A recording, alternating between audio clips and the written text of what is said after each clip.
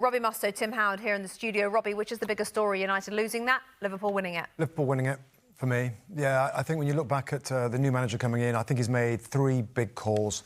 Diogo Jota playing as a number 9, Ryan Gravenberch playing in midfield, and basically the shape of the team and the way that they pressed. It's very different. And so far, it looks great. There looks a really nice balance. I think we've always known that Liverpool's forwards are really good, like really talented, creative, end product, everything. But there was a bit of a kind of a gung-ho, up-and-down nature of last season and maybe a little bit the season before that. So the balance seems nicer, the blend is good, Slot is very low-key with the fans, just keeping it very simple right now. It is very early, but that was really impressive from his team. Tim, it's so interesting because Arne Slot has been there 3 games and already Robbie just described for us the change in Liverpool. Not that it needed actually that much change, but just change to his style. And the United fans remain frustrated that there is still no impact. And again, we saw the problems barefaced today. Yeah, and it's almost getting difficult to continue to dissect Man United, which we will do, right? But there's no identity. We know that. This is... they turn up a lot of times in big games because they have special players, and then other times they just leave you wanting more, and it's a bit flat. And I suppose the real inquest will happen when they had a good transfer window. Once those players can settle in, how long does that take? I don't know, a couple months, sure. But at a certain point, you have to continue to ask questions of Erik ten Hag, because the fact of the matter is, we can say like he doesn't have his best players and all that.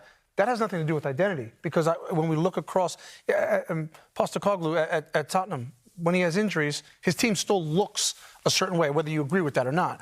They have a certain style. So this concept of like, oh, well, the new players are going to come in and then we can assess Ten Hag. I think we understand who Ten Hag is. And so does the ownership. New owners come into the club and they made a huge call to stick with this manager. Was it the right one? What did you feel at the time? Well, I didn't at the time. I think I said it on here. Like, I'm very surprised. I thought they'd have changed a manager as well. With so much change going on and players coming in that they just look good signings, then change everything. Yeah. And I'll tell you what that does as well today. And you know, if somebody else is manager today, and by the way, this is true, it is transitional. And there is different players coming in, and it is going to take some time. But a different manager, well, say for example, it's Pochettino. Yeah, well, there you go. That's kind of the job he's got. This is what he's got to deal with. This is what he's got to try and improve. So I think if it's a different manager, it's a different kind of feel about the transition period. Because it is. They've decided to go for him, and the fans, the majority of fans that I've spoke to, I've listened, I've read, are kind of like, you know what? Nobody better out there. Let's stick with our man. Well, there you go. You got him, and it continues, and it's going to take time. You've got to be patient. Well, that was gone, Tim. Yeah, fans have to do that, because every time a new season comes, they have to be optimistic. They have to give themselves something to hope for, even if they don't necessarily. But there was a sense that they want. I think they did. I think the majority wanted Ten Hag to continue, and were happy enough with that. Well, Robbie, quickly on that point, they did talk to other managers in the summer, and then they eventually decided to extend Erik ten Hag's contract. Not a new one, they extended it. Because it was such a big decision, do you think then now they're like, we've got to stick with him maybe longer than we... Yeah. Absolutely. Until all the players come in, we're going to hear it from the manager about afterwards, about transition and new players. And I know what you mean, Tim, I get it. And I agree with the identity. It doesn't seem to be a strong one, but almost half the team's going to change. Casemiro's going to be out the side with a new guy coming in, other players getting fit and getting ready. So I think we just got to be patient. It's a horrible one for United again in this one, but I think with the decisions made by the hierarchy and the players that look good coming in, got to get some more time. Let's take you back to our commentary team. Graham Lowe and John Champion still at Old Trafford for us. Liverpool, as Robbie said, of course, a story because they won 3-0, but Manchester United losing, especially to the old enemy, is always a massive story, chaps.